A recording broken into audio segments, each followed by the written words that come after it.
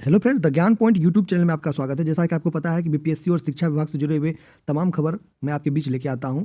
अभी हाल फिलहाल में ही ये बातें हो चुकी थी कि समर वेकेशन यानी जो के पाठक के द्वारा जो बनाया हुआ जो नियम है, वो नियम जो है को ताक पर रखते हुए एस सिद्धार्थ जी ने समर वेकेशन यानी गर्मियों की छुट्टी का ऐलान किया है। लेकिन यह गर्मी की छुट्टी क्या 40 दिनों की हो सकती है या 25 दिनों की हो सकती है, इस पर हम चर्चा करेंगे। अब ये मैं आपको बता देता हूँ कि कुछ चीज़ें जो बिहार सरकार को समझ में आ रही है और शिक्षकों की वस्तु स्थिति को भी देखा जा रहा है कि ये देखिए, ये बातें मैं यूपी की मैं बात कर रहा हूँ।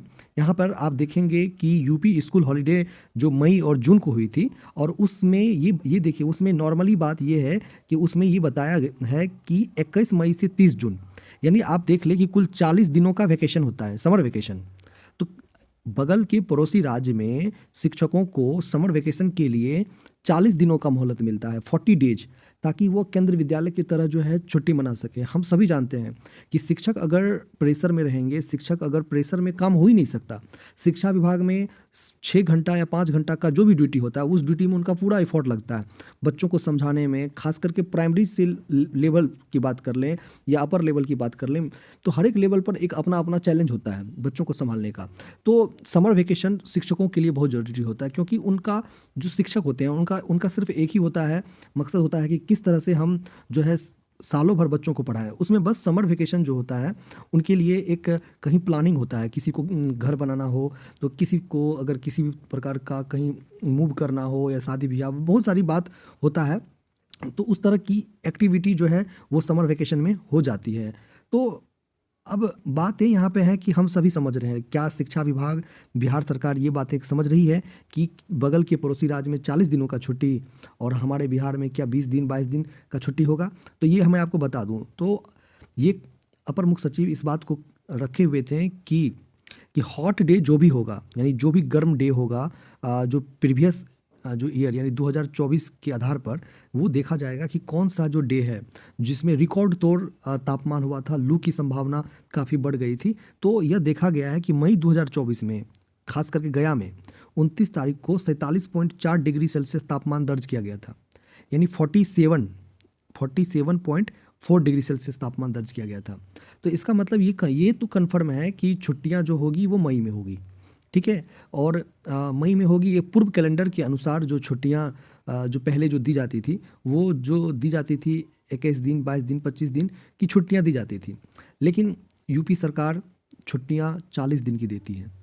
और एक बात मैं आपको इसलिए बता दूं क्योंकि बिहार का एक अपना सा प्रॉब्लम है। तो बिहार का क्या प्रॉब्लम है?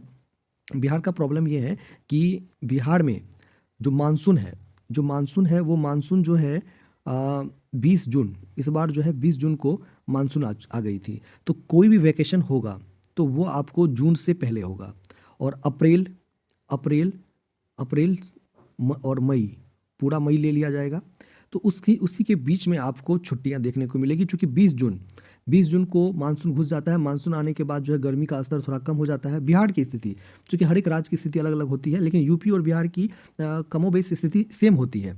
तो इस आधार पे आपको समझना पड़ेगा कि जो छुट्टियां होगी वो 20 जून से पहले, यानी आप ऐसे ले लो कि 1 जून 10 जून से पहले जो है आपको जो है वो छुट्टियां होगी।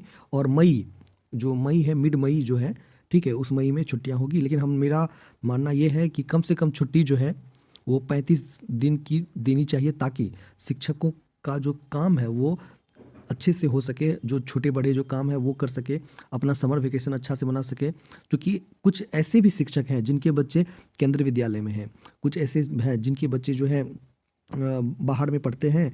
तो उनको जो है उनके लिए क्या है कि वो भी समर वेकेशन में आते हैं, तो उनके साथ जो परिवार है वो परिवार मूव नहीं कर पाते हैं, यानी बच्चों को समय नहीं दे पाते हैं। अब खुद अपने बच्चों को समय नहीं दे पाते हैं, क्योंकि उनको भी समर वेकेशन का छुट्टी मिलता है, तो वो चाहते हैं कि हम भी कहीं जाएं पापा के साथ, या घर बनाना हो, बहुत तरह के काम होते हैं।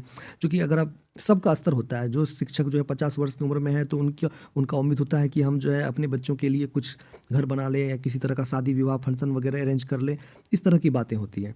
तो सरकार को भी थोड़ा बहुत उनको सोचना पड़ेगा कि हम लोग जो है कि छुट्टियां जो है वो यूपी सरकार के तरह कम से कम 35-40 दिन की हो, ताकि अच्छे से समर वेकेशन चल सके।